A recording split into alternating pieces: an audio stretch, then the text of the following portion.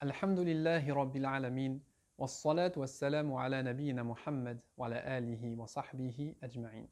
Dans cette vidéo, je vais répondre à une question que l'on me pose régulièrement par mail. Cette question est la suivante. Je débute dans la mémorisation du Coran.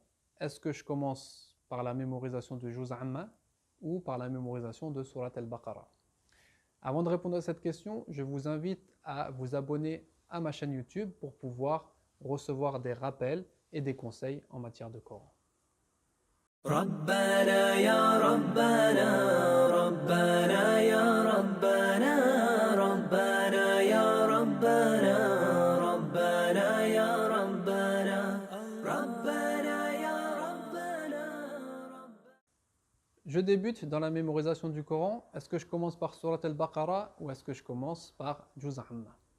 Avant de répondre à cette question, il y a quelque chose qui m'interpelle.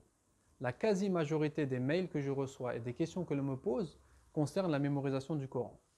Personnellement, je préfère parler d'étude du Coran, car par étude du Coran, on entend sa compréhension, sa méditation, sa mise en application, sa mémorisation et sa transmission, son enseignement.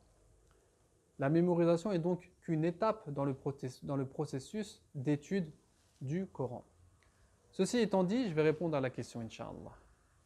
D'après les recherches que j'ai effectuées sur la méthodologie prophétique en matière d'apprentissage et d'enseignement du Coran, toutes ces recherches sont compilées dans un livre que vous pouvez télécharger gratuitement en cliquant sur le lien qui se trouve dans la description.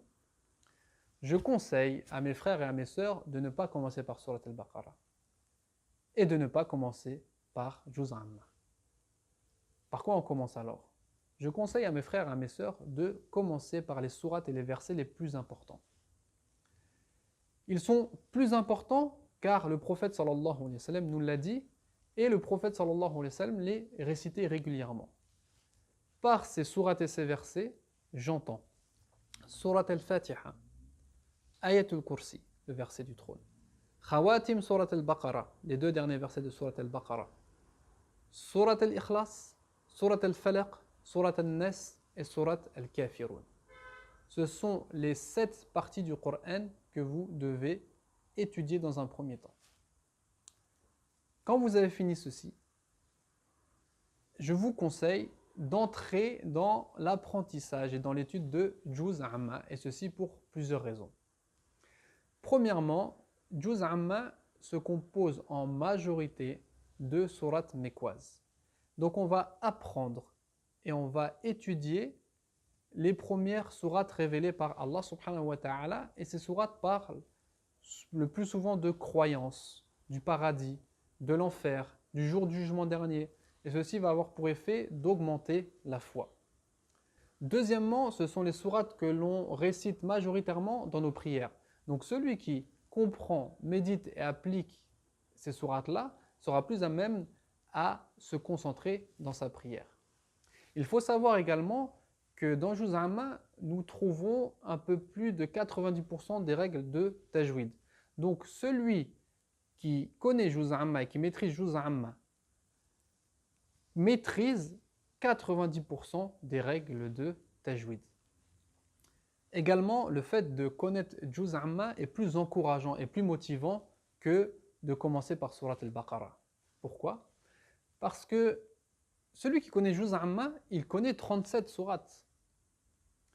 Celui qui commence par Surat al-Baqarah, il peut attendre des semaines, des mois, voire des années avant de dire qu'il connaît une seule sourate. Et ceci, psychologiquement, joue beaucoup. Même en tant qu'enseignant, il est préférable de commencer par l'enseignement de Juz Amma. Car lorsque l'on débute l'année, on a un certain nombre d'élèves et on ne sait pas si ce nombre d'élèves va rester jusqu'à la fin de l'année. On le sait tous, la vie est composée d'imprévus, donc certains élèves ne vont pas finir l'année avec nous. Au moins, on sait qu'on a transmis 5 sourates à un tel, 10 sourates à un tel, et on peut le conseiller de se concentrer sur la révision de ces sourates le temps qu'il réintègre les cours. Une fois que l'on a fini d'étudier Juz Amma, je conseille d'étudier Juz Tabarak. Une fois Juz Tabarak terminé, je conseille d'étudier le Coran dans cet ordre-là jusqu'à Al-Mufassal. Al-Mufassal, c'est la partie du Coran qui va de Surat Qaf, et pour certains savants de Surat Al-Hujurat, jusqu'à Surat An-Nas. Une fois cette partie du Coran terminée, on parle de compréhension, méditation, mise en application et mémorisation. Là, on a le choix. Soit on continue d'étudier le Coran dans cet ordre-là, ou soit on reprend dans Surat Al-Baqarah. Voici l'ordre que je préconise dans l'étude du Coran. Dites-moi dans les commentaires si vous êtes d'accord, si vous n'êtes pas d'accord ou si vous avez d'autres prépositions. Et n'oubliez surtout pas de vous abonner à ma chaîne pour recevoir des rappels et des conseils en matière du Coran. Subhanakallahumma wa bihamdik, ashhadu an la ilaha illa ant, astaghfiruka wa atubu ilayk.